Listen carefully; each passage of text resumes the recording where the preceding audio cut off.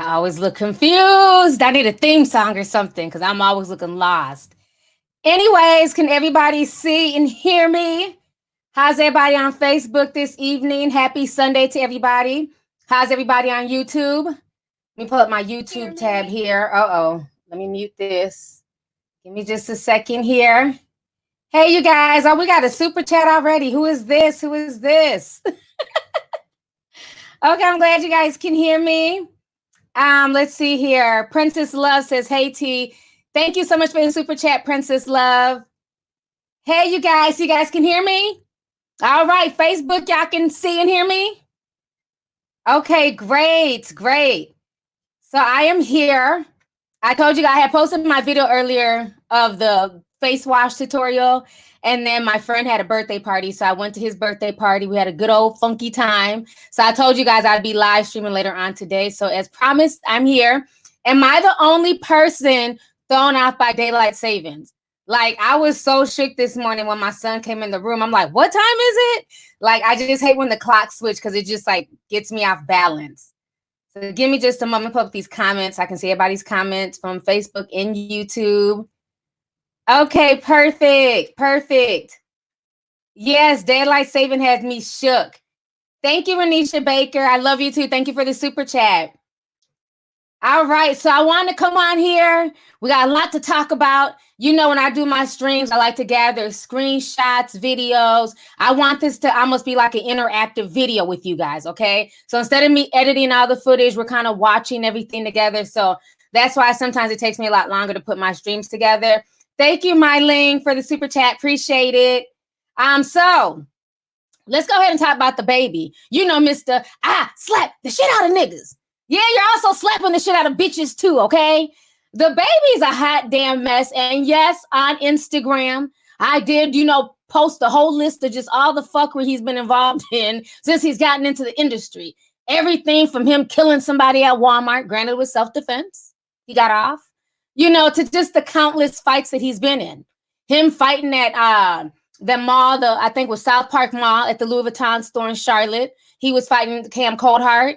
Then he beat up and, his entourage jumped on Trag, put him in a coma. And since then, he's just been in one, street brawl, fisticuffs after another. But of course, you'll have people defending him. You'll have his stands because they're all in love with that wide mouth smile. Okay. That's a beautiful smile. And they just basically dismiss all the shit that he does because he makes good music, which he does. But I just think that at some point in time, when is he going to be held accountable for the, for all the fuckery? Let's see here. Sahara Turner says, after all these years, I still get excited when I see you in the notification bar. That is wonderful. Thank you so much for the super chat.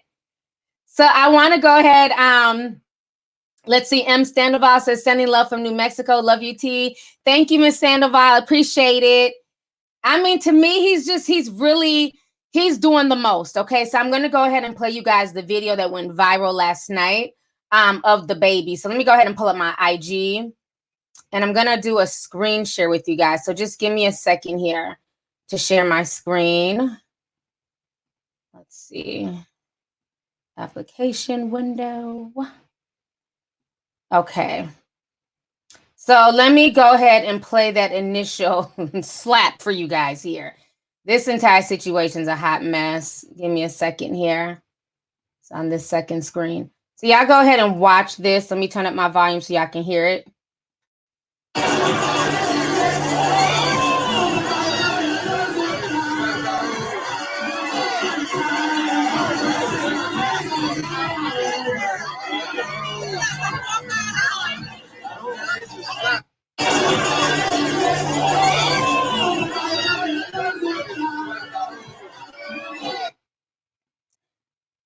This man has absolutely no shame.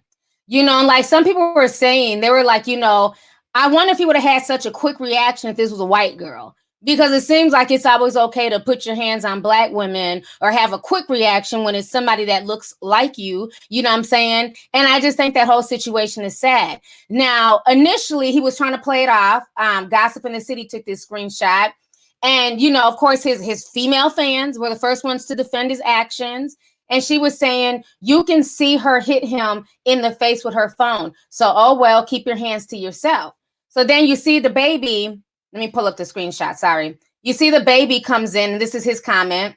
And he says, hashtag fun fact. So initially, that was his attitude towards everything, right? So his attitude was, oh, well, I'm DaBaby. We've seen him rough up that hotel manager or hotel employee a few weeks ago. You know, he's just doing the most. And my thing is, I don't find that okay. Now, like I said it before in other videos, I'm not saying that some of these fans don't get out of hand, because some of these fans, they do the most. Yesterday, there was another viral video of two fans running up on NBA YoungBoy, and they just started kissing him. And I'm like, that's crazy, because again, if the genders were switched and these were just two random men and they started kissing on a female, you know, like Ariana Grande or, you know, Nicki Minaj or somebody like that, it would be definitely not seen as okay. It'd be, you know, they probably get arrested for like sexual battery. But because it was female fans, people were like, oh, you know, he's lucky. And to me, I'm thinking, well, they better hope they don't get no damn herpes sores around their damn lips. But that's just me, you know what I mean? But I say that to say this, the way he handled it, I respect NBA YoungBoy. He didn't slap this shit out of them. He didn't even cuss them out. He was like, yo, y'all chill with all that. And that was the extent of it. You know how many damn people used to grab Michael Jackson's nuts and Prince's nuts and pull his hair and, you know, treat him like a straight commodity. And Michael Jackson always held his composure. Now, he might have been pissed off backstage, like, these damn bitches better keep their damn hands off my damn nuts. But on stage, in front of the world, he kept his composure. Why is that so hard to ask from these modern day rappers? I mean, am I wrong? Am I just that old that, you know, that I don't have the right to question? Do y'all remember how them fans back in the day would treat Michael? They'd be tearing off his clothes and shirts and all types of shit. And Michael would hold his composure. And it's like, these fans, you get a little bit too close, you might get punched in the damn mouth. It's like, what the hell? It's just, it's crazy. Okay, so now, okay, so y'all remember them days. Michael Jackson always respected his fans, and that's what I always respected about a lot of the old school artists. Crazy fans have been around since the dawn of time, okay? It's what you call a fandom. You always have a fan, you know, fans who go above and beyond. But it's not okay for people to think they can just put their hands on people and, you know, smack them and everything else. And this is not his first, you know, go around. He's done this several times. So now he's since apologized. Now that he's receiving good old backlash, you know, social media, honey. He's now apologizing.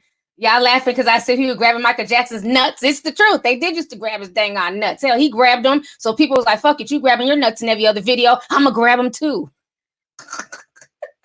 But Michael never whooped nobody's ass. So before I play the apology video, let me go ahead and read some of these super chats here. We got a bunch of them coming in. T.S. Murdoch says DaBaby's going to end up going to jail eventually, or he's going to find himself in a lot of criminal lawsuits. You know, a lot of civil lawsuits. People are always looking for a quick bag. Takia Henderson says, always been a fan of yours. Thank you so much, Takia. Let's see here. We had somebody else. Deanna Johnson says, hey T, found your channel last year before my birthday. That was the best thing ever. I love your unapologetic vibes. Love from Sierra Leone. Thank you so much. I appreciate it. And I will forever be unapologetic. If I said it, I meant it. It is what it is. And if I don't mean it, I will apologize. But for the most part, my stance is my stance. And I don't allow people to shame me out of my stance or, you know, try and get me to sugarcoat stuff. How I feel about something is how I feel about it. I don't know how to be fake, you know, and if you're offended, again, I apologize, but that's on you if you're offended. I can't control how you know, receive something. So thank you. I will continue to be unapologetic and speak my truth as I see it. Let's see here. S. Brown says, I understand that fans are getting out of hand, but he isn't the only celebrity that gets attention. That was unwarranted, especially from someone with a daughter. Thank you.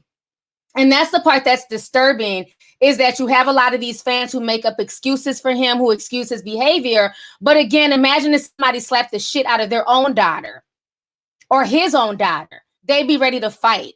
You know what I'm saying? You have to watch certain situations. For all you know, that person could have been kind of disabled or slow. You know, there's people who aren't all there mentally. but they still like the music. They like the vibration. You don't know that person. Like they could, I'm not even trying to be funny. They could have just been kind of slow, for them to put the phone that close to his face. Maybe they didn't know, so you have to take all that stuff into consideration. You can't just go around just slapping the shit out of people. Come on, sir. Leave that on the damn music track. Let's see here. Miss K. Cole says, it's time for DaBaby to go see Ilyana. Somebody needs to fix his life. Okay. Sasha Gray says, oh, I finally caught a live stream. Welcome, welcome, welcome, honey, to the funnest live stream on YouTube, okay? The comment section is always popping. We're family here. We have great dialogue. We may not always agree, but one thing, when you leave my chat room, you're going to leave feeling a lot better than when you came, because we have fun here. A lot of intelligent conversations, jokesters. It's always popping in the chat. So welcome to your first live stream. I just happened to see that comment. So let me go ahead and play you guys his apology. Again, he's only apologizing because he got a lot of backlash because it was a woman. So listen to his apology and let me know, do you feel like this is a sincere apology? Y'all go ahead and check this out. I do sincerely apologize. I do. I'm very sorry that there was a female on the other end of that flashlight on that phone. But keep in mind, I couldn't see you because you got the flash this close to me, which is okay. It's no problem. A lot of people did. They didn't put it as close as you put it, but a lot of people had a flash on me, and that's okay. That's what I signed up for. That's the risk I take when coming to put on the show for my fans. It's dangerous. I'm blindsided. Cool. Fuck it. I'm with that. But out of all them fans, how many people know how to zoom in? Just zoom in instead of popping me in my motherfucking eye with the phone. So I do apologize. There was a female on the other end, but man, I think by this time, it's a well-known fact that I do sincerely apologize. I do. Okay, y'all. I'm giving him the side eye. To me, that's not a sincere apology. First of all, sir, he's laid in the bed, comfortable as hell. Just sprout out. First of all, I want to apologize, okay? I didn't know it was a female on the side of that phone, okay? That ain't how you damn apologize. Sit up straight in bed. Tuck your shirt in. Sit straight up. And you apologize sincerely. You don't just lay there and just let anything come out your mouth. What the hell kind of apology was that? Yeah, I'm so over these people and their arrogance. Shout out to all 5,000 people watching right now. That was the most comfortable apology I've ever damn seen. He's like, I didn't know it was a female on the other side of the flashlight. Don't you know how to use the zoom in button without popping me in my motherfucking eye? That is not an apology, sir. You're literally cursing at this person. And I don't care. If it was a man on the other side of that camera, does it make it okay? I don't care if it was a man or a woman. Keep your hands to yourself. Again, you don't know why that person, ended up hitting you in the face with the phone. Somebody might have pushed them. People were excited. Your fans were there to see you. Somebody might have accidentally bumped her and then she accidentally hit you with the phone. Things like that happen all the time in crowded spaces. Mr. I apologize, okay? I knew the female inside of the phone, okay? That's my DaBaby impression.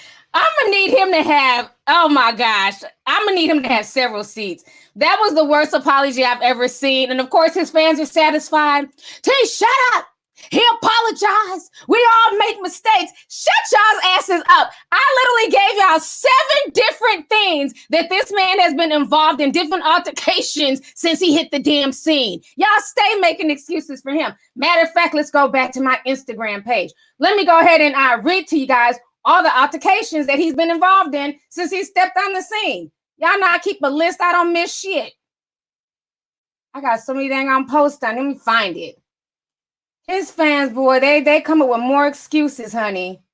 All right, here it is. Here's my original post. Let me go ahead and let me play Mother Goose. So this is what I wrote this morning. I said, once again, DaBaby, well, I said DaBaby once again caught on camera slapping the shit out of somebody. This time it was a female who supposedly put her phone in his face and he didn't like it. His label, Interscope/UMG, enables and encourages this. What young Black entertainer can continuously assault fans on a regular basis and just get more money each time? He's been problematic for a while now, even though he has good music. 1, caught a body inside a Walmart. It was self-defense, but still. 2, put down Trag in a coma. 3, allegedly knocked out Cam Coldheart in a Louis Vuitton store in Charlotte. 4, snuffed a fan on stage. 5, fought another fan in the club. 6, bodied a hotel employee on camera. 7, his crew has been involved in not 1 but 2 public brawls in 2 different states. I feel like I'm on Sesame Street. Like I'm the count. 1, 2, 3.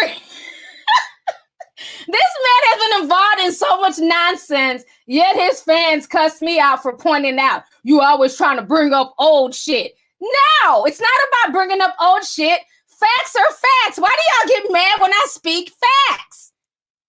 I keep tabs of everybody's fuckery in these social media streets, including his. He makes great music. My son went to a concert. I'm not taking away his, him as a musician. When his music comes on, I dance and I 2-step. But I don't give a damn. He's been involved in 7 altercations, and y'all can't change that, okay? After this damn fandoms, y'all really be trying it, honey. Yeah, I wish y'all went that hard for y'all's family. Like, there go T, always bringing up old shit. As if he wasn't just arrested a month ago. Like, y'all kill me with the nonsense. Just a month ago, his mugshot was viral. But I'm bringing up old shit. I gotta read these super chats. It is crazy. Y'all are cracking me up in these comments right now. Daniel Love says, hi, I love your videos. Thank you so much, Daniel. I appreciate it. Thanks for the super chat. Righteous Baby Girl says, love your show, T. Stay on there next. You know I will, honey. You know I will. So that's my main issue, is that we need to stop making excuses for foolishness. While I'm glad, he seems to be taking some type of personal responsibility, his apology could have been a little bit better. Then he also stated that he wanted the fan to reach out to him, to send him his real name so his lawyers can get in contact with her and they can set up some type of meeting. Basically, he's trying to now, make it where he doesn't get sued. That's what it is, and that's going to be the problem. Once people start suing him and they start coming for that bag, he'll learn to keep his hands to himself. You just can't go around assaulting people. I'm sorry. You just can't. And especially when you're a celebrity, that's what comes with the territory. Remember Kevin Gates? Remember, he was always going around, when anybody touched him, it could be a reporter, going like this and shit, get your hands off me. Always snapping on fans, kick the shit out that girl. He claimed the girl grabbed his nuts. I'm not buying that. The stage was way up here. The girl's down here. Unless she has go-go gadget arms, how did she grab your damn nuts? Now, she might have pulled your pant leg, but she ain't grabbed your damn nuts. But a lot of these celebrities, they get so comfortable, with these people worshiping them that they feel like they can treat y'all any type of way. So the girl grabbed his pant leg. He kicked the shit out of her, and he ended up going to jail for that. He did, I think, about maybe 6 months to a year in prison because that was assault. And he was already on probation. So he did time for that. You cannot go around assaulting your fans. Who remembers that? When Kevin Gates kicked the shit out that girl, he gave her a damn kick in her chest like she was a damn soccer ball. Oh, get off me. Kevin Gates kicked the shit out of her and then try to lie and say she grabbed his nuts. If you don't sit your ass down, you on stage, she's way down there. Your nuts don't hang that damn low, sir. Do your nuts hang low? Do they wobble to and fro? Can you tie them in the knot? Can you tie them in the bow? Let me stop. Okay, I'm wilding tonight. Let me stop. I feel a lot better than I did the other day, honey. He acted like his nuts were so long. I was like, if you don't stop with that tall tail. Oh my gosh, y'all. I got y'all in these comments cracking up, honey. And I'm here for it. So right now it's 9:30. We got about 30 minutes left, you guys. I only want to be on here for an hour. So we're going to go ahead and get to the next topic. I'm glad I can make y'all laugh and smile and everything else, honey. So, yeah, I remember Miguel got canceled. Who said that? Space Wakabi. Miguel got canceled for that. He did. Remember when he did that big ass Mortal Kombat kick and he kicked that woman in her forehead by accident? But his was an accident. He was just doing too much. With Miguel, he got excited, but he was canceled for a long time. Everybody's like, I'm not fucking with Miguel. I'm not going to no concert. Ain't nobody trying to end with a brain aneurysm because Miguel wanted to try some new tricks. He came out of nowhere. He did some type of spin. Boom! Kicked her in the damn forehead. She passed out in the crowd. People stopped messing with Miguel for that. But then he came back with, with that Luke Skywalker song. I was like, okay, I can fuck with Miguel again. He all is forgiven. I'm telling you, some of these celebrities, they do too much. Sir, you're getting paid thousands of dollars. Come in your best Balenciaga, chill, do your songs, and go home. That's it. That's all. All this extra shit walking through the crowd. If you don't want, people getting around you, touching you, taking pictures, go out the back door. You don't have to walk through the crowd. Period. Anyways, honey, those are my thoughts. Yes, Miguel, his damn Power Ranger kick. Those are my thoughts on the whole DaBaby situation here. Let's see, we have some more super chats. Let me try and read some of this. Kiki West 2001 says, hey, I made it to the live chat. Thank you for the super chat and welcome to the Crunkest live chat on Sundays, honey. I'm glad you made it. Queen Bee says, wait, so Billie Jean, the baby lover, or is she just the girl who claimed that he is the one? Queen Bee, he does have a baby on the way, but the crazy girl who claimed that she was pregnant by DaBaby, her crazy ass isn't even pregnant. She just ate a bunch of damn food and made her stomach look big. That's how thirsty these people are for attention. But he does have another kid on the way with another girl, but not the girl that was initially, going viral, tagging the shade room and all that stuff. That's not his baby's mother. So Kim sent $20. She said, hey, girly. Hey, Kim, thank you so much for coming through. Thanks for the super chat. So let's go ahead and talk about Carl Crawford, honey. Okay, so we got to talk about the whole Meg Thee Stallion update. Now, as you guys all know, Meg went on this whole bold media tour, honey. I've never seen this much of Meg Thee Stallion ever. She was on Sports Center, didn't know nothing about sports, was sitting there talking. Then they had her on Angie Martinez's show. She was on Hot 97. She was on The Breakfast Club. Honey, Meg was everywhere, okay? So after she got done with her whole ball media tour, Carl Crawford decided to do an interview with Isaac Hayes III. So he went on his podcast, okay? Excuse me. So what I'm going to do is play you guys a snippet from his podcast. I'm also going to play you guys a snippet of what Megan said on The Breakfast Club, okay? I'm going to come back and, we're going to talk about it. But yeah, this whole situation is a mess. So y'all go ahead. Let me pull it up here. I'm going to play his first. So just give me a moment. So many clips on here. Okay, here it is. Okay, so y'all go ahead and listen to this real quick. And so now Rock Nation comes into the picture. Oh. Hold on. Got really big. And so now Rock Nation comes into the picture. And they start managing her. Now, what point did communication between you and Meg stop? What month? I heard August, September, sometime this time last year. It was August. It was right in August, man. It was crazy because they was feeling a certain type of way about me, and I didn't really know it. And her tour started, and we went on tour, and I'm thinking everything's fine, but I'm feeling the weirdness. I'm feeling like the just the weirdness on the tour, but it was still cool though.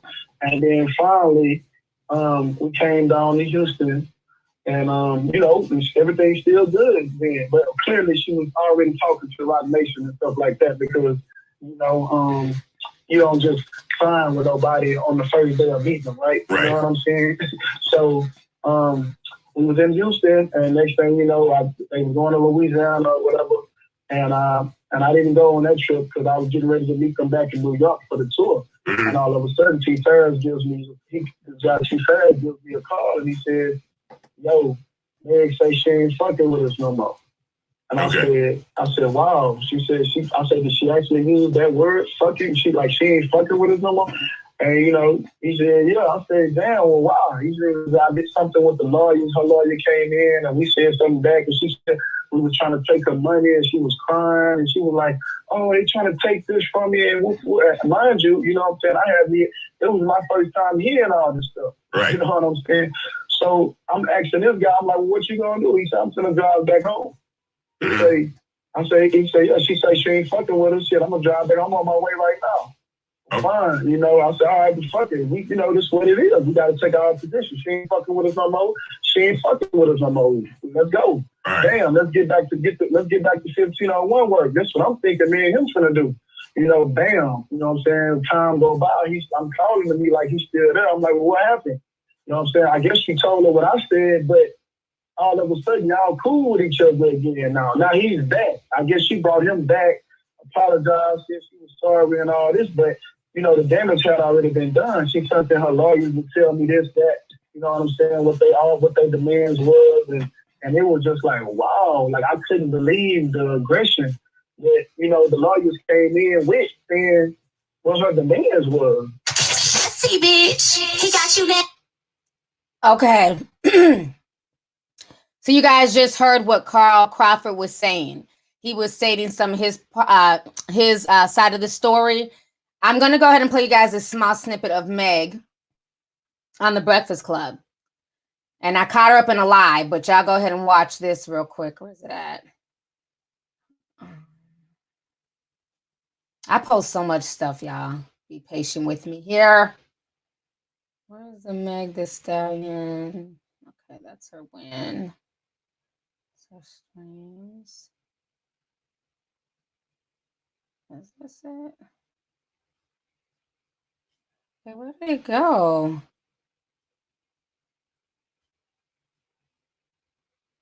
Okay, that's that. No, that's that Jay-Z secret page. That drama was crazy. I'm trying to find the interview snippet from The Breakfast Club.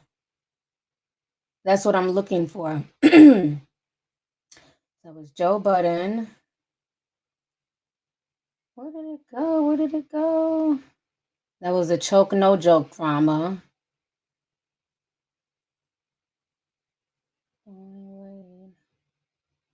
I don't know where it went, you guys. Did it get flagged? Because now I can't find it. Let me see. I downloaded it, so maybe I can show it on my screen. I have it here on my screen. So let me see if you guys can see it. Give me just a second. Hold up. Will it show my desktop? Okay, well, just listen to it. Y'all should be able to listen to it. And things start really taking off, it would be me, my mom, and T. Ferris. Mm-hmm. So when we would be on the road, that's the team. When things start picking up even more, I got signed with 300. So I really just didn't see, you know, nobody from 1501 that much. You think because they know they can control me. Okay, so basically in that video, I don't know why I couldn't find it on Instagram. I don't know. Maybe her fans flagged it. Honey, I can't keep up because I post so much stuff. And then sometimes when I go back to look at, you know, what I've posted, it'll be gone because it's gotten flagged by, like, you know, somebody's fandom who's in their feelings. But basically she's saying that after she signed with 300, she never saw Carl again. He disappeared. Never saw him again. Don't know what happened to Carl. And it's like, well, how the hell did you not see the money man again? He's the one cutting the checks, boo. But what I find really funny is that I have another video here. And basically in that video, you see where her and Carl are at the 300th office together. And matter of fact, there's many videos of them together. Give me just a moment here. Let me pull some of this up. There's pictures and videos. So here goes the picture of all of them at the 300 office. You see Carl, you see Meg Stallion, you see what's his name? I cannot Leo Cohen and Kevin Lyles. Kevin Lyles right here, right? But she swears up and down that she didn't see him. You know, once things got hot, she just didn't see him anymore. Here they go again, kicking it at the pool. And who is this? OG from the Ghetto Boys, Willie D. And that's Carl Crawford. Okay. Now, I will say this. Okay, here goes one more picture. Her, Carl Crawford, you know, doing radio press. So, I mean, it doesn't make any sense. She's literally acting like, you know, she signed with this guy and he just disappeared on her. She just never saw him again, you know, didn't know what happened to him. But I just posted them some pictures. So now, let me just see something here. I want to see if I can show y'all. Let's see, entire screen. Okay. So now what I want to do is show you guys the video. I'm going to have to show you guys my entire screen here of a video that I have of Meg after they signed with the 300 label. So give me just a second. It's a private video, so only I have access to this. Y'all go ahead and watch this.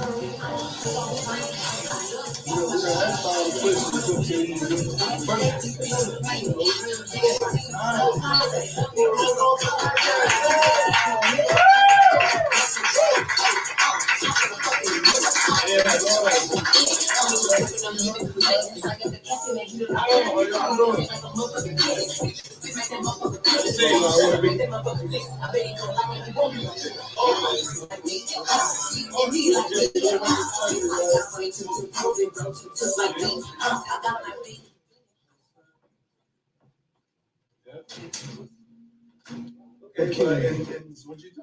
300 tradition. We love people to come to the Artist Lounge and actually have this moment. And the reason why we like to do it in front of everybody is because, like I've been stressing the whole time, it's a family here. And even the signing to the label is important. How is well,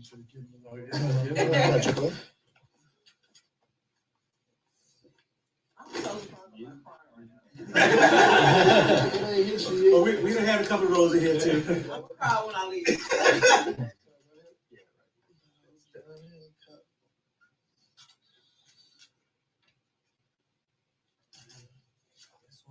Call when we get us autographed baseballs. I gotta get it. Gotta get it. Everybody.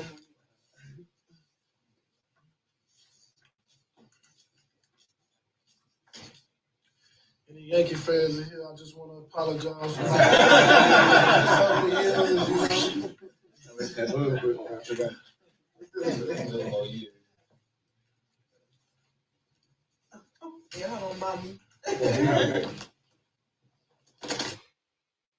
Okay, you guys, I'm sorry if this screen thing looks horrible. I don't know how to work it, y'all. Okay, I'm just seeing all the comments here. I hope you guys are able to hear. I don't know how to do this. I'm still learning StreamYard, so I don't know. It showed like my screen and the other screen. But were you guys able to see what I showed? Did she look like she was stressed? Did she look like she was in duress? Did she look like a young, naive little girl when she was signing with 300? But again, she done went on this hobo tour claiming that, you know, she was so young, she didn't know what she was doing and all this other stuff. But she looked perfectly sound mind. See, that's the difference between me and others. I dig. I find receipts. Because you're not just about to say anything. I'm just going to run off and believe you, okay? She looked happy as hell to sign. Even told him, don't forget to sign right there. Because he had only signed in one spot. She reminded him to sign in the second spot. She came in, had music playing, you know, had a little switch going, looked hella cute, had the neon green wig. She looked very self-assured. Does that look like the same naive girl that she's trying to portray in that live stream? And that was my issue I saw through the nonsense. To me, that was nothing more than a narcissistic attack on Carl and the 1501 certified brand. And that's why I had to call it out. I wasn't buying anything she was saying. Didn't love Nelson. Thank you so much for the super chat. I appreciate it. Christy Thomas says, I've never seen this man. I don't know this man. Sorry to this man. Meg straight up kiki'd Carl. Thank you for the super chat. So I showed that to show this, to basically say this. When she was on the Breakfast Club, she claims that she never saw Carl after, you know, she initially signed with him. Everything was done with T. Ferris. But you clearly see her after they've signed with the 1501. This was, you know, weeks or whatever later. Like a year later, that's when she signed with 300. But even in between them, you see them taking pictures, going out, hanging out, things like that. Now, this is why I have to hold Carl accountable, okay? Because what's good for the goose is good for the gander. So I'm not just going to call her out on her bullshit. I also have to hold Carl accountable. Oh, my God. Alita V. Diary just sent $100 super chat. Thank you so much. I appreciate it. Thank you, thank you, thank you. Oh my goodness, y'all are really looking out tonight. Thank you so much for that. Let's see. Bree from NYC says, hey T, sending love from the Bronx. You're an inspiration and a big sister to me, the realest and best YouTuber by the mile in these YouTube streets. Thank you so much. Thank you. Libra85 says, hey T, sending love from Cali. Love your channel. Thanks for always giving us a different perspective on things. Stay blessed and congratulations on your new skincare line. Thank you so much, Libra. I appreciate it. You guys are showing so much love tonight. I'm really appreciative. Thank you. Thank you. So let me go ahead and talk about why I have to hold Carl accountable. Okay. Because again, there's plenty of blame to go around, but Meg did some really snakish stuff the way she tried to go about it. And it really backfired on her. And I'm going to show you the numbers to show how this backfired on her. I told y'all days ago what she's doing is leaving a bad taste in a lot of people's mouths. And while these stands want to come for me and they want to cuss me out and, you know, throw hay at me and, you know, Winnie and all that shit, you know what horses do, honey. All that crying y'all did. Y'all really didn't go out and stream her records in droves, okay? But I'll show you those numbers later. This is why I need to hold Carl accountable. Now, when he did the interview with Isaac Hayes III, I kept hearing a lot of, I put T. Ferris in charge. T. Ferris was the road manager. I expected T. Ferris to teach me the ropes. I was new to this. I was green. I didn't know. I was just the money guy. I was just behind the scenes. T. Ferris, T. Ferris, T. Ferris. This is why I have to hold Carl accountable. Had he done his due diligence on who T. Ferris was, he wouldn't have messed with him in the first place. T. Ferris has a bad reputation, and people who are from Texas and who know about Swisher House, y'all leave the info in the chat. Tell me T. Ferris don't have a shady-ass reputation down in Houston, Texas. Well, hell, you might as well just say all through Texas. He single-handedly helped to destroy and create drama within Swisher House with Mike Jones, Paul Wall, Slim Thug. Am I lying? Okay, thank you. Knick-Knack says straight facts. King Izzy says yup. Everybody's talking about yes, T, I agree. So again, my thing is this. When you are putting money into a business, you need to learn that business. I don't care if it's managing artists, if it's the music industry, if you're starting up your own restaurant, you need to know the ins and outs of that business. You need to eat, breathe, and sleep that business. So that way can't nobody snake you. So his first mistake was going into business with a damn snake. And to be honest with you, the drama between Meg and Carl, the person who's heavily involved in that drama is T. Ferris. T. Ferris basically played divide and conquer. This man lived with Carl. Carl fed him for a year. He lived there rent-free, basically a mooch. Any grown man who's going to move in with another grown man and not contribute to that man's household, that lets you know his character, okay? Because I done had teenagers jump in my car and offer me $5 for gas. So how you a grown man sleeping in my house, eating my food, using my toilet paper, and you not cutting no check or even saying, I appreciate this, man, here goes $100 towards the rent. Even if he don't need it, it's just the fact that you're contributing something. So somebody can mooch up with you for a year. That should have let you know he's not a good business person. The man is broke. Why are you doing business and bringing in somebody who's homeless and don't got shit? The reason why he was homeless and broke and found himself in that situation is because of how he did Swisher House. That was his karma. So that right there should have been a wake-up call. A wake-up call to Carl. That should have been a red flag. A grown man who at one point was running one of the most successful labels in Texas is now homeless and bumming in my house. Why would you go into business with him? Am I preaching or am I wrong for what I'm saying? Thank you. Thank you. Everybody's saying 100. T. Ferris, thank you, Shalina. He played chess, not checkers. He saw a sucker in Carl and he licked it. And that's me keeping it a buck. T. Ferris is the snake that got between Carl and Meg.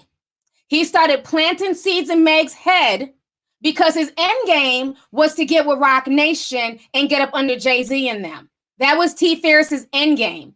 And Meg, you know what I'm saying, also not knowing the industry, you know, in and out, he was able to take advantage of that.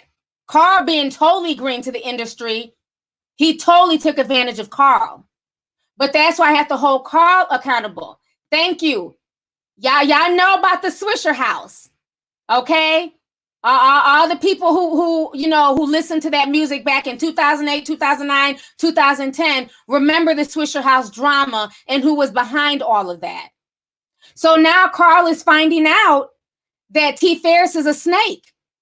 He done basically ran off with Meg, got her connected to Rock Nation, and now both he and Meg are living their best life. So much so that the producer who made the beats and everything on Meg's album, Meg told him, you can't work with Carl and nobody on 1501 certified. So they done snatched the producer as well. So then that way that sound is solely Meg's. So T. Ferris knew what the hell he was doing. So this is why I have to take him accountable. Thank you guys. Because like I said, I'm not going to play that where I'm just going to blame her. I'm going to hold her accountable for the sneak shit that she's done over the past few days. But now that more of the story is out on Carl's end from that interview, I also have to hold him accountable. And this is why I say that people need to learn from the mistakes of other people so that way you're not destined to repeat them. So in case you want to get into the music business, you want to start your own label, you better be watching and taking notes and seeing what the hell Carl Crawford went through, a multimillionaire, so that way you, probably a thousandaire, don't go through the same headache. Carl should have had the right people around him, and he should have really learned the business. The problem is a lot of people, when they come into money, they want to be silent investors. I want to invest in 20 McDonald's, but don't know nothing about the restaurant business, don't know how it's ran, don't know who to hire to, to manage the restaurants and things like that. And they end up losing their money. They want to invest in this and they want to invest in that, but they don't understand that you need to learn the logistics of how your business is running. He said anything that Meg wanted, T. Ferris would call him and he would give it to T. Ferris. So Carl was the money man. So all them shopping sprees of Meg going to the Gucci store, having a good old funky time, getting the latest this and that, while she's thinking that T. Ferris is looking out for her, he's her confidant, she's able to lean on him emotionally, spiritually, through everything she went through with her mother's passing. But what she's not realizing, because she doesn't understand business either and contracts, T. Ferris ain't got no damn money. He was homeless up until the time he met Carl. All that money he was using to splurge on Meg, on her hair and her nails and shopping sprees, was coming out of Carl's pocket. So to me, if I'm funding everything, I don't really need a middleman. You're going to know I'm funding everything. There's no way in hell I'm running a business and you're thinking the middleman is the one cutting checks and making sure you're good. Hell no. That's like people who sit there and praise Santa. I ain't never praised Santa in my household. I work too damn hard. Ain't no fat white man leaving not nan gift under my tree. Santa Claus is the middleman and not in my damn house. Any gift you get from me is for my hard work. Period, point blank. And that's the same mentality Carl should have had. Because had he had that mentality, Meg would know where them damn checks were coming from. Meg would know how involved Carl was.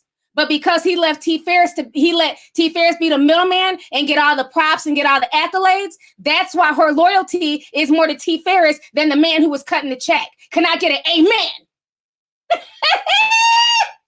Who's here for the damn breakdown? It's Sunday and I feel like dang on preaching. Take notes. Oh, we got a bunch of super chats. Regina Howard says, next time I'm going to send a 20. But you know, that's all I got today. Love you, T. Thank you. Don't worry about it. I appreciate anything from a dollar to whatever. I appreciate it. Thank you so much. Mia J sent $9.99. Thank you, Mia J. Monica sent $5. Thank you so much, Monica. I appreciate it. Let's see here. Federline Ballin says, I love you. I love your show. Thank you. Lyrically Speaking says, you're speaking nothing but real tea. Amen. Amen. Thank you, guys. It's the truth. Carl has a good heart. Thank you. He has a good heart, but he's very naive when it comes to business. He never thought anybody would snake him. Honey, people, as soon as they find a way that they can take advantage and they feel like you don't understand this and that, and this T's not crossed and that I's not dotted, they will definitely slide in to take advantage. And that's what they did. This man has been taken advantage of from the time he started that label. T. Ferris saw a sucker in Carl, and he licked him. Rock Nation sees a sucker in Carl, and they licked him and got Meg to sign, you know what I'm saying, Meg to go over there for management. And like I told y'all, their end goal is to basically bring her over there under the 300 situation and be her own in-house producer, because the money is in the writing. It's in the production. The money's not in management. I already explained that in different videos. So that's where he really messed up at. That's exactly where he messed up at. Lil Morgan said, oh no, T out here dragging Santa. I'm sorry, I just have to keep it real. It's the truth. I don't play that middleman shit. You need to know I work hard for my stuff. And you need to know it's coming directly from me. Because other people like to take credit for other people's work. T. Ferris ain't dropped not one dime on Meg. He ain't got no money to. But yet and still, who is Meg continuously shouting out? T. Ferris. Because he's the one there physically. She's laying eyes on him. She's talking to him. So she's assuming he's also the one cutting the check and making moves. And he's not. He's not. He's just, you know, the go-to man, the in-between. So that's where Carl messed up. Yeah, I definitely believe that Jay Prince is helping him out. You know, I think him bringing Jay Prince aboard and Jay Prince having his back is a good thing, because Jay Prince understands the music business. Now, did anybody see Steve Stout try to leave a comment and get drugged? He left a comment on Isaac Hayes Jr.'s Instagram page when everybody was talking about the contract and how it was fair. Honey, Steve Stout done came out the damn woodwork talking about fair. This ain't fair. What y'all talking about? And somebody said, Steve Stout, before you come over here running your damn mouth, how about you show us the contracts that you done signed artists to? Oh, he never responded. He quickly left that chat. Steve Stout got the fuck out that chat, okay? So it's very funny that a lot of these industry people now have so much to say about what's fair and what's unfair. But show us the contracts that y'all sign people to.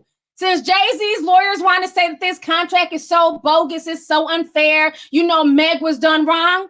Well, let's see the contract that you signed a mill to, Jay-Z. Let's see the contract that you signed beans to, because none of them are eating. A mill still dragging you, and it's been about 15 years later. So if we can't see these contracts that you're doing with other artists, I don't want to hear shit about how Meg's contract is supposedly unfair. Because from what I read, and from all the information that's online, because her contract is now public, she got a very sweet deal. Ask Taylor Swift. She still don't own her masters. So y'all can sit there and get gassed up by this hobo tour. Honey, I'm not impressed by that. I'm impressed by facts and receipts. I don't care about emotions. Carl can, you know, look like a victim and look for sympathy. I care about facts. And facts is he messed up by trusting a broke ass dude that he allowed to move in with him who didn't have shit to literally help run his business. Damn, it's 10 o'clock, you guys. I've been down here for an hour. Damn. Time be flying, y'all. Time be flying. Okay, so let me get to the numbers before I leave up out of here. And we still got to talk about Zoo Petty real quick. Let's see. Whew, I'm hot, honey. I don't work myself up a sweat. Abby Israel says, T, I love you. You're one of my favorite channels, and I can't wait to try your products. Keep winning, honey. Thank you so much. I appreciate it. And thanks for the super chat. Let's see. Hot Mama 298. Yes, Hot Mama. She said, thanks for keeping it real. I appreciate you and your content. You are more than welcome. You are more than welcome. So now let's do okay, we're going to do a poll real quick, but let me show y'all these numbers. So again, while folks were attacking me and saying I didn't want Meg to live her best life, I'm jealous of her strong knees. I might be jealous of her strong knees because I got weak knees. So yeah, I'm a little bit envious because she got some strong ass knees. Okay, she could twerk her ass off. But as far as everything else, absolutely not. No, absolutely not. Okay. So while her fans were doing all this trolling and cussing me out for days, and all this whinnying in my, whining and whinnying in my damn comment section, let's pull up the numbers. Did this stunt actually help Meg? So. Where's the Meg the Stallion? Here we go. Excuse me. Meg the Stallion Sugar headed to 34 to 40K first week in the US. Biggest sales debut to date. Okay. So that is her biggest sales debut to date. 30 to 40K. Let's compare that to two other artists. Well, actually 3, who all dropped albums in the same week, who weren't embroiled in controversy and mess. Jhené Aiko, I don't know if I pronounced the name correct. Jhené Aiko, I think that's how you say it. Her album is expected to sell 120K the first week. Okay? Another artist that came out, Mr. Little Uzi Vert. Literally every song from Little Uzi Vert's internal A-Take debuted on the top 20 on Spotify. So all his singles right now are on Spotify, top 20. Little Baby, he sold 190K his first week. Okay? And I believe Little Uzi is set to sell like about 300K. So do you see the difference? Okay, if you feel like I'm shouting, it's called controlling your sound on your end. Turn it down. That's common sense. Why are you in there typing about me shouting? Turn down your damn shit. So do y'all see the difference? Her album, for the most part, flopped. So all that shit, people are in the shade room talking, my girl did that, and we had her back, and all the horse emojis. All that y'all did, her numbers are literally a portion of those other people's numbers that I just read. That's a shame. So all the hype, I believe, all the drama, everything that went on this week, she did it in order to help her album sales, obviously for attention. It didn't work. And for what I'm hearing, a lot of people did not like the album, from what I'm hearing. Put a teacup in the comment section if you streamed the album, and if you thought it was whack. Put a teacup in the comment section. If you streamed the album and you liked it, put horses in the comment section. So if you liked it, put horses. If you didn't like it, put teacups. See a lot of damn teacups. Everybody's saying it was trash. Somebody said they like 2 songs. Okay. We got 1. Okay, 3 horses. Okay. Okay, Pussycat got a bunch of horses. Okay. We got 1 horse. Okay. So we got some horses in there. We definitely have more teacups than anything. Okay, I clearly said teacups. So y'all trying to be funny? Time out. Okay. So it looks like most people were not feeling it. And from what I've been reading online, most people are saying that they only liked a few of the songs. Like out of the, it was only 9 to choose from. Okay. And I told y'all, to me, I felt like it was a rush project and she'd been better off just, just taking time to put out a decent debut album. That would have been a lot better. I told y'all earlier this week, this was rushed. And when the music came out, it sounded like it was rushed. Most people are saying out of the 9 songs on the album, most people only like 2 to 3 songs. That's not good. It wasn't a full album. It wasn't like it was, 15 songs to choose from. So really all 9 songs for the most part should have banged. So yeah, the whole situation is very, very interesting. It's very interesting. So I'm glad you guys are here. I'm glad you guys see where I'm coming from with everything. Like I said, at this point in time, we really, we have to not let people move us emotionally. You have to be able to see the nonsense for what it is. She did a lot of this for attention. Maybe she's definitely feeling some way about Carl, but all of this could have been handled behind closed doors. And now they're both out here kind of looking crazy. Because Carl is basically letting the whole world know that he does not know what he's doing in business. He's literally just learning as he goes. Which makes sense because he comes from baseball, not from music. And, all this attention whoring that she did and, going from platform to platform, and there were certain parts where, Angie Martinez was asking her questions and you could just tell she was lying. There are certain parts in the Breakfast Club, she couldn't even look at them. Like she was just, making up stuff as she went. So it just, to me, just wasn't an overall good look for her, unfortunately. Hopefully she'll be able to bounce back from this, but I think she needs to really think seriously if it's worth it for her to leave where she's at, because she had a really sweet deal with Carl. And I just do not, and I really believe the reason why he gave her such a sweet deal, honestly, is because he didn't really understand music like that. T. Ferris already, had in his head that he was going to take over. And her mom was trying to help, negotiate a fair deal for her daughter. Because for the most part, a lot of artists, when they get signed to first-time deals, they're signed to like 6 and 7 albums. Cardi B, when she signed that crooked deal with her last manager who, tricked her into the production deal, he has her locked down for 7 albums. And that's what I was trying to explain to people in the comment section on Instagram. They're like, why don't she just drop a full album? She could have been done with this. It's a lot of work. It's not easy. It takes a lot of work to create a good album. Anybody can create some shit and put it out on SoundCloud within a month. But to create a good album, a good sound, you have to find the right producers, the right beats. You have to feel the song and write down the lyrics. Like it can take a lot. So for most people, they can really only produce probably 3 good albums in a lifetime. You know what I'm saying? Like in their career. Most artists only produce about 3 good albums. And usually the first 2 are the best. And then by then it starts to fall off.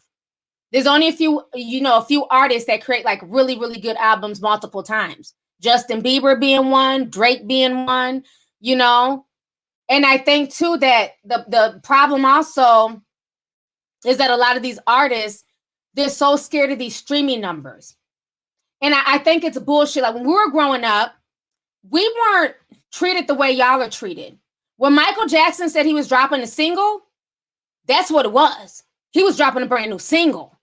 When he said he was dropping an album, that's what it was. It was an album. Meg Thee Stallion will literally say, I'm dropping an album. Folks be excited. She's dropping a brand new album. We're about to get an album. And then as soon as the streaming numbers don't look right, it ain't an album, it's a mixtape. Wait, what? How do you change it in the middle of a drop? Like you literally have all these artists, like they'll put out, so-called singles and then be like, oh, I'm just playing. It's not really a single. That was just some freebie shit because the streaming numbers don't look right. So do you understand this industry is now literally ran on ego and narcissism? Okay, thank you. Vicky wants the tea. And I'm sorry, you're replying to somebody else. Look, somebody said, where's Rihanna's album? She's still working on it. But what I'm saying is that a lot of people will switch stuff out as soon as those numbers are not looking how they think it should look. And my thing is, if you believe heavily in your music and your craft and the work that you put into, you cannot let those numbers get in your head that much. Had she not let those numbers get in her head, she'd be halfway done with what she owes them contractually, because those first 2 mixtapes were fire. I've seen nothing but praises on her first 2 mixtapes. She should have just continued to let them be albums. But again, so many artists are so scared about not breaking these mythical numbers, about not doing numbers. I mean, look, who was the one? Selena Gomez was out there buying her own fucking streams and CDs, and Justin Bieber was scared to drop his music because, is that Roddy Ricch? He was dropping his music and they were so nervous because, Roddy Ricch has a real strong fan base and they wanted to come in number 1. It's like these numbers got people going crazy, honey. Drake to a contract. Tina Snow and Fever should have been albums that were fire. Exactly. Her first 2 mixtapes should have been albums. And they were going to, but as soon as she's seen the numbers were not where they were going to be at, she switched it up. And I think it's unfortunate they're letting artists do that. I don't think that's okay, because when we were growing up, when you said you were dropping an album or a single, that's what it was. And if your ass only sold 30 copies, then oh fucking well. That's your album. Go sit down. Better luck next time. But now these artists can just be like, oh, I changed my mind. It's not a single. That was just some freebie shit because nobody streamed it. Nobody cared. It's sad. It's sad. Okay. So I'm glad a lot of y'all see where I'm coming from with that one. So hopefully what I'll say is this. I really hope that Meg takes her time with her official debut album. And I hope that she officially releases it as an album, not an EP, not a mixtape, a full album. And I hope she learns from this and puts, more work into her craft instead of trying to, spite Carl and 1501. So I hope her new, when she does drop her official album, which she says she'll drop in a few months, I hope it's a banger. Okay. So now let's go ahead. It's already 10:09. Let's talk about the Zoo Petty situation real quick here. We got about 8,000 people in here. Hey, y'all. Hey, Facebook. Okay. Let's see. So Zoo Petty, honey. His ass done went and finally registered as a sex offender in Cali. So what ended up happening, let me see if I can share my screen again. Give me just a moment. I just want to do the application window. Oh, okay. So there's different things I can choose. A Chrome tab. Oh, okay. I'm learning, y'all. I'm learning. So I'm going to do the application window. So is this the right window? Let me pull up my Instagram. Okay, perfect. So let me show y'all this kind of Zoo Petty thing. And y'all know DJ Academics literally took my whole post and reposted it and did not give me no tags, no credits. I did this. I'm the one who blocked out the address because I don't play that doxing shit on my page. I don't dox. I don't do anything. I don't post anybody's address. You guys know I redact stuff all the time. So basically DJ Academics took this whole post and reposted on his page. I just thought it was funny. But anyways, so Kenneth Zoo Petty, known aliases Avery Johnson. They claim he's 5'9". I don't know if I believe that, but it is what it is. So now he's registered as a sex offender in the state of California. His legal battles are not over. He has to be back in court March 23rd for failing to register as a sex offender 10 days after he moved to Los Angeles. So while their barbs were trying to argue with me and, say all this goofy stuff, like I told you guys, he's a level 2, attempted rape by force. And here goes a questionnaire that I put up. And one of the questions is this: can New York State offenders move to another state or country? And the answer is yes. However, they must notify the DCJS of their new address no later than 10 days after the move. Additionally, offenders must notify the local police department where they have moved that they are now living in that area and comply with whatever sex offender requirements exist in the new jurisdiction. Hold up. So that is the T on Zoo Petty. So he's not turned himself in, but he's registered. Now, a lot of people thought he had scored a victory because the state of California dropped the charges from him not registering. But what people need to understand before y'all start celebrating is that the feds picked up the charges. California's broke. Let's keep it real. California's struggling right now. A lot of homelessness. They're not trying to deal with a whole court case if they don't have to. So Cali said, you know what? We got other shit to worry about. The feds have a stronger case on Zoo Petty, so let the feds handle that. So that's why Cali dropped the charges. They don't want to be bothered with it. It's a waste of taxpayer dollars. And if the feds, who have unlimited income to pursue charges and cases and trials, wants to get involved, then why not let them? So the fact that the feds have picked this up, he has to be back in court March 23rd. That's a lot more serious than if it would have been the state. So that was a very empty victory while folks were celebrating and, hand clapping and two-stepping and coochie popping. Very, very shallow victory, okay? Now, another thing about the situation with this is that he had to have registered within 10 days. He was caught driving. Remember, I told you guys in the other stream back in November. And at that point, from what I heard, they moved out to LA in August. So within 10 days back in August, he should have registered, and he went months without registering. So him registering now, he might as well have not even registered because he still has to face criminal charges. He still can be in trouble. He's not above the law because of who he's married to and who he's dating. Another thing that really bothered me with this situation is that you had a lot of people, you had her fans, they literally doxed Nikki. Her own fans doxed her because they were trying to prove that Nikki's that girl, she's rich, she has a beautiful home and all this other stuff. So they end up posting everything without blocking the address. Granted, you can see it on a public police forum and, meganslaw.com. You can see her address. So basically her address where she lives is now tied to the sex offender registry list. That is crazy to me. To me, it's like, is this even worth the headache to be with this man? Like, that whole situation is just insane. As a celebrity, and she's a major celebrity. She's not, y'all can say what y'all want, but she's a major celebrity. You don't want your address out there. You don't want crazy fans to just, pop up at your home and things like that. So now the messed up part is her home was doxxed and put out there per her own fan base. So then what they end up doing, they got mad at Cardi, who was minding her own business, and then they decided to dox Cardi. And what was so disturbing, this is why a lot of people do not like her fan base.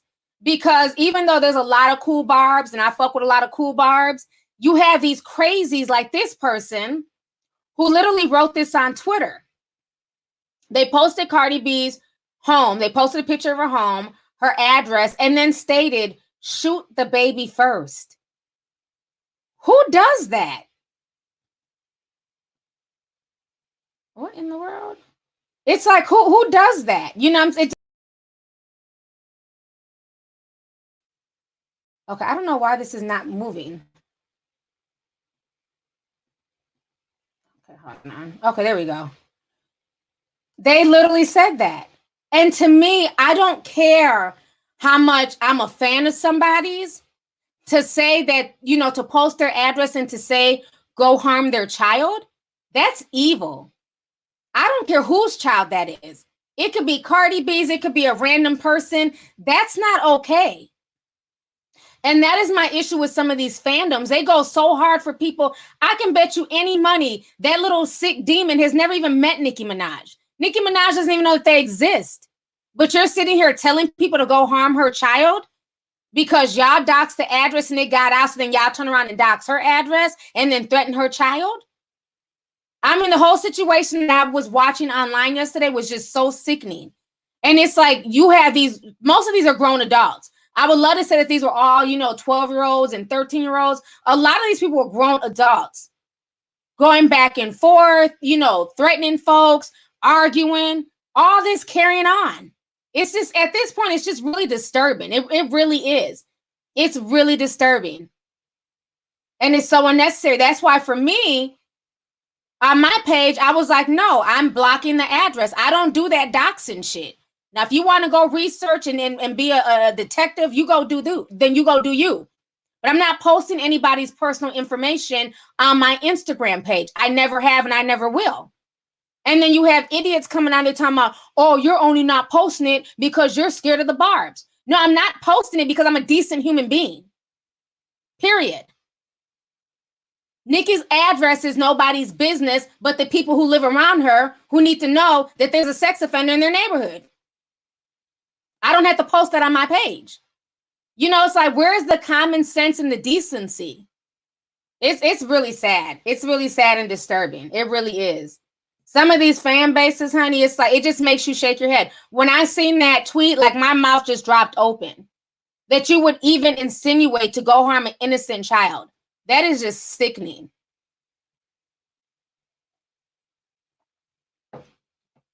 Yeah, people really lack morals. People really lack morals. And then when you call it out, you're mean, you're hating on their faves. It has nothing to do with that. It's not okay. And that's the sad part. A lot of these celebrities, they don't address their fandoms. They don't. That's one thing I always say about my tea sippers that I love, the people who rock my channel, because we just have common sense. We just sit back, we grab a damn teacup, and we sip slow. We just watch this shit play on social media. I've never seen a tea sipper going back and forth, arguing. I mean, we may get into little disputes, but nobody's threatening anybody. Nobody's doxing anybody. I don't see that. But then I don't allow that type of energy on my page. So that's probably why I don't allow it. Like, I don't care if you feel like I don't like a particular celebrity or I'm biased. You can think what the fuck you want to think. But at the end of the day, you're not going to come on my page and just say anything about any celebrity. I don't care if you hate Nicki Minaj. You're not going to come on my page and wish her death. I don't play that on my page. I don't care if you hate Cardi. You're not going to come on my page and wish her death. You're not going to come on my page and wish Drake death. Like, I don't like stuff like that. We can always keep things about the topic, but some of these fandoms take it so far and it's so unnecessary. And you guys take it that far for people that 9 times out of 10, you'll never meet. Ever. So yes, honey, the whole situation is crazy. It's going to be interesting to see how it plays out. It's going to be very interesting to see if Nicki Minaj talks about this, if she addresses this at all. But I just feel like she can do better. I don't care. I feel like she can do better. She's a beautiful woman. You know what I'm saying? Talented. A lot of guys in the industry would love to have a Nicki Minaj on their arm. Why she's wasting her time with somebody? I feel like this man is bringing her down and bringing down her brand. I really do. But that's just my opinion. So you guys, it's already 10:20. I've been on here 20 minutes longer than I needed to. So that was the update on the Zoo Petty situation. He did finally register. But again, this is a Fed case. And I don't know if he's going to get off of this. Now, like I said in the other stream, I'm not saying he's going to get the full 10 years. I don't believe they would give him 10 years for this, even though they could. But I feel like he may get a few months to a year. If he gets off scot-free, that's going to be very interesting. And that's going to tell me that if he gets off scot-free, it's only because of who he's married to. If this was a regular Chester child molester, come on, 90s kids. Y'all remember that name, Chester child molester? He'd be doing the whole 10. Let's keep it real. The reason why they gave him a warning in November was because he's Nicki Minaj's, husband. Had that been a regular Chester child molester, and you've been living in LA for the past 2 months and ain't registered, he'd still be in jail to this day. And that's facts. It's 8 o'clock in Cali. Yep, it's 10:21 here. So I'm going to go ahead. People keep asking, is she pregnant? I don't know if she's pregnant, but I have heard that Zoo Petty has 5 kids. So where these 5 children are, I don't know. But I've heard that he has children. So he's not out here fatherless. I mean, he's not out here, without children. He is a father but I don't know who the baby's mothers are. I don't know where these kids reside. I don't know anything about the children, but I have heard that he's a father of 5. J. Ray says, maybe this is the wake-up call Nikki needs to see what her future will be like staying married to him. He's not a felon who changed his life around. Yeah, you know, like I told you guys in the last stream, he will have to register for life. This is not, you know, as he feels like it, when he's in the mood. Once you are coined a sex offender and you've done time, you have to register for life. So no matter where they move, no matter where they go, Nikki's address and location will always be public. Unless she gets like a, you know, a cottage for him somewhere. But even then, he needs to be in that cottage. Wherever he's staying is his address, is where he needs to be. So this is very serious. This is very, very serious.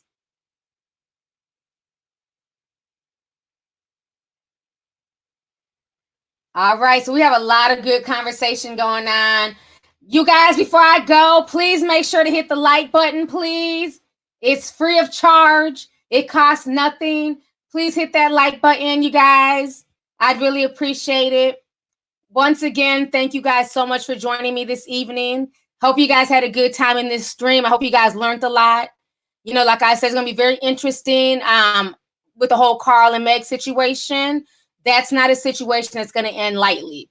This is going to be literally months and years of litigation if they don't come to some type of negotiation. So it's going to be very interesting to see how all that plays out.